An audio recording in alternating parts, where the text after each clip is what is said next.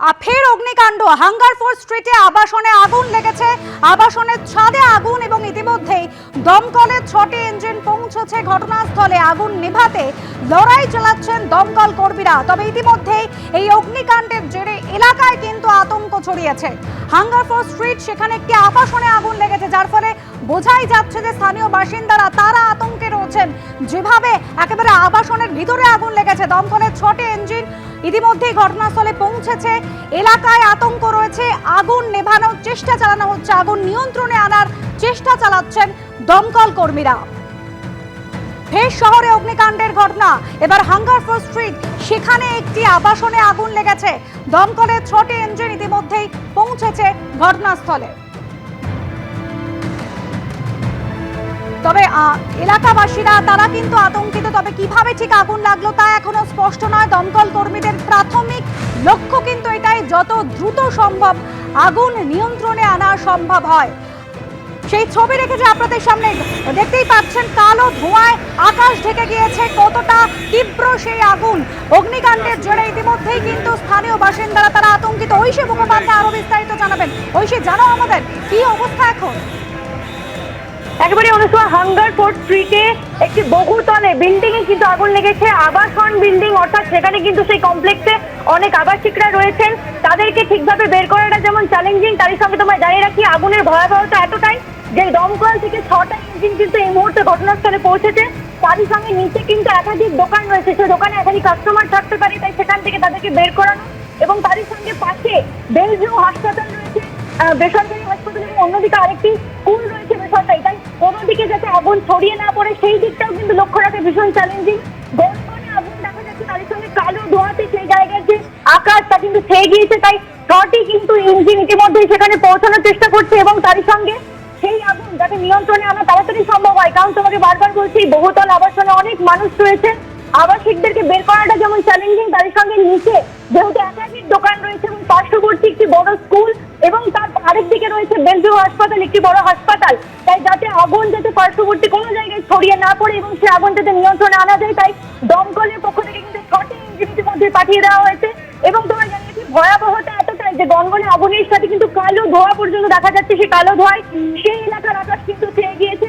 এখন কতটা তাড়াতাড়ি এই বিষয়টা নিয়ন্ত্রণে আনা যাবে সেই দিকে দমকলের যেমন তারা লক্ষ্য রাখছে, তারই সঙ্গে এই মুহূর্তে 6টি ইঞ্জিন কিন্তু সেখানে পৌঁছচ্ছে কাজ করার জন্য এবং সেই আগুন কিন্তু নিয়ন্ত্রণে আনার জন্য। অনুষ্কা, ঐশী, তুমি সঙ্গে থাকো আমাদের। ইতিমধ্যে যে ছবি রেখেছে আপনাদের সামনে হাঙ্গারফোর্স স্ট্রিট, এবং সেখানে আবাসন দেখতেই পাচ্ছেন, পরপর আবাসন রয়েছে, পাশে স্কুল রয়েছে, বেলভিউ হাসপাতাল কাছে, এবং সেখানে এই আবাসনের ভেতরে, এই আবাসনের ছাদে দেখতে পাচ্ছেন আগুনের লেলিহান শিখা, গল গল করে কালো ধোঁয়া বেরোচ্ছে, কালো ধোঁয়ায় ঢেকেছে আকাশ। এই আবাসনের ছাদে আগুন লেগেছে, দমকলের 6টি ইঞ্জিন এই মুহূর্তে পৌঁছেছে।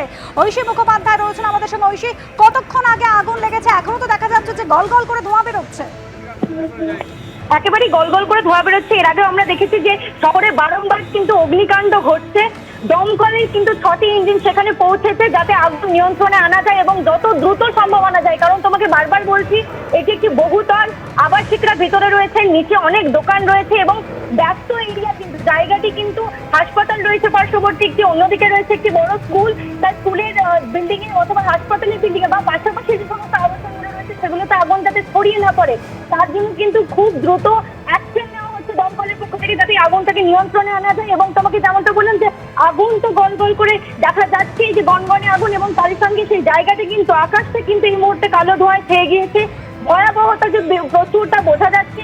ছাদের দিকে আগুনটা দেখা যাচ্ছে, সেটা ভিতর দিয়ে যাতে কোনো রকম ফ্লোরে ছড়িয়ে না পড়ে সেইটা যেমন অগ্নি নির্বাপক ক্ষেত্রে চোখে রাখতে হবে, নজর রাখতে হবে। তারই সঙ্গে এই আগুন যাতে ভিতরে কোনো মানুষের ক্ষতি না করে, অর্থাৎ এত আবাসনের যে সমস্ত মানুষরা রয়েছে, আবাসিকরা রয়েছে, তাদেরকে যাতে নিরাপদে সুরক্ষিতভাবে সেখান থেকে বের করে আনা যায় সেই দিকটা নজরে রাখা হচ্ছে। এবং ওই এলাকাতে যেহেতু বড় বড় একটি স্কুল, একটি হাসপাতাল রয়েছে, তাই যেহেতু গাড়ির যাতায়াত খুব বেশি, তাই যানজটের কারণে যাতে কেউ আটকে না পড়েন সেই বিষয়টাই কিন্তু দেখা হচ্ছে। এবং আগুনটাকে নিয়ন্ত্রণে আনার জন্য কিন্তু দমকলের 6টি ইঞ্জিন এই মুহূর্তে পাঠানো হয়ে গিয়েছে সেই জায়গায়, যাতে খুব শীঘ্রই ওই আগুনটিকে নিয়ন্ত্রণে আনা যায়। অনুষ্কা, ঐশী, সঙ্গে থাকা, একেবারে ঘটনাস্থলে আপনাদের নিয়ে যাব। সুকান্ত মুখোপাধ্যায় আমাদের প্রতিনিধি রয়েছিল আমাদের সঙ্গে। সুকান্ত, অত্যন্ত গুরুত্বপূর্ণ জায়গা এটি, পাশে বেলভিউ হাসপাতাল, পাশে স্কুল রয়েছে, সেখানেই আবাসনে আগুন লেগেছে।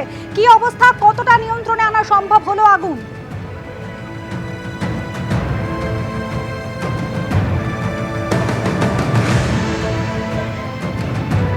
প্যালেস থেকে কয়েক হাত দূরে অত্যন্ত গুরুত্বপূর্ণ যে বিল্ডিংয়ে এখানে আগুন লেগেছে পুরোটাই কিন্তু রেসিডেন্সিয়াল কমপ্লেক্স G+4 বিল্ডিং এবং সরাসরি ছাদের দিকের পোর্শনে যে ঘর রয়েছে সেখান থেকে এখন কিন্তু গলগল করে ধোঁয়া বেরোতে দেখা যাচ্ছে, যদিও সাদা ধোঁয়া এবং দমকল সূত্রে যেটা জানা যাচ্ছে যে সম্ভব তারা কিন্তু আগুনের যে সোর্স পয়েন্ট সেখানে তারা পৌঁছে গিয়েছেন।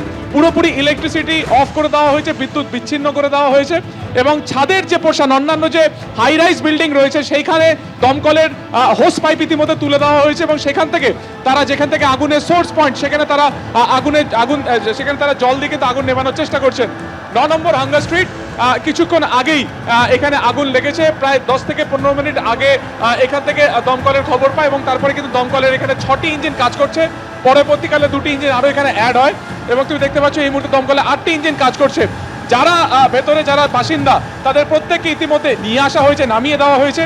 দমকল যারা আধিকারিক তারা অন্যান্য যে সমস্ত একেবারে যে ছাদের যে অংশ রয়েছে, অন্যান্য যে বহুতল রয়েছে সেখানে তারা পৌঁছে গিয়েছেন এবং সেখান থেকে হোস পাইপের মাধ্যমে সরাসরি জল দেওয়া হচ্ছে সেই ঘরে। কিন্তু সেই ঘরে কিভাবে আগুন লাগলো, সেই ঘরে কি ফাংশন রয়েছে সেটা এখনো জানা সম্ভব হচ্ছে না। তবে দমকল সূত্রে যেটা জানা যাচ্ছে যে সেখানে প্রচুর জিনিসপত্র ডাই করে রাখা ছিল, আগুন সেখানেই লাগে, গলগল করে ধোঁয়া বেরোতে থাকে, পুরো টেরেস জুড়ে ধোঁয়া সেখানে ছড়িয়ে পড়ে এবং তুমি দেখতে পাচ্ছ যে কাঁচের যে দরজা রয়েছে বা স্লাইডিং যে ডোর রয়েছে, ক্যামেরায় উজ্জ্বল ঘোষ দেখাচ্ছে যে সেই ডোরও খুলে দেওয়া হয়েছে যাতে কোনোভাবে ধোঁয়া বিভিন্ন ফ্লোরে না ছড়িয়ে পড়ে এবং সেখান থেকে দম বন্ধকর পরিস্থিতি যাতে না সৃষ্টি হয় সেটাতেই তারা কিন্তু তৎপর। এবং একটা পোর্শনের জানলা থেকে কিন্তু এখনো ধোঁয়া বেরোচ্ছে, সেখানে দমকলের আধিকারিকেরা সেখানে জল দেওয়ার চেষ্টা করছেন। দমকলের 8টি ইঞ্জিন এই মুহূর্তে কিন্তু এখানে কাজ করছে এবং যারা আশপাশে থাকেন তাদের প্রত্যেককেই কিন্তু ইতিমধ্যে নামিয়ে আনা সম্ভব হয়েছে। দমকলের আরও একাধিক ইঞ্জিন সেগুলোও কিন্তু ইতিমধ্যে এখানে এসেছে। কিভাবে আগুন লাগলো পুরোটাই কিন্তু দমকলের তরফে দেখা হচ্ছে। কখন আগুন লেগেছে আপনি তো এখানকে? এই 10 মিনিট হলো।